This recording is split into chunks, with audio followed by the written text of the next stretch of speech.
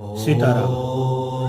मैं जानता हूं कि हमारी बातें बहुत आदमी को बुरी लग रही होगी, क्योंकि उन्हीं को बुरी लगेगी जो मंदिर की जमीन को कब्जा करके रखे हैं या बेच रहे हैं।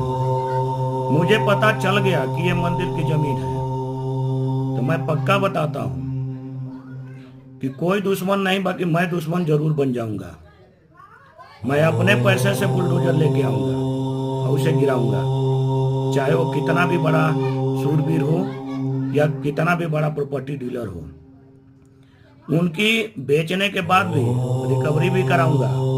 उतना पैसा उनको उस मंदिर के नाम पे जमा भी करना पड़ेगा और जमीन भी रहेगी। याद रखिएगा जमानिया वासियों, मैं पिस्टलवा बाबा बोल रहा हूं, ध्यान रखिएगा।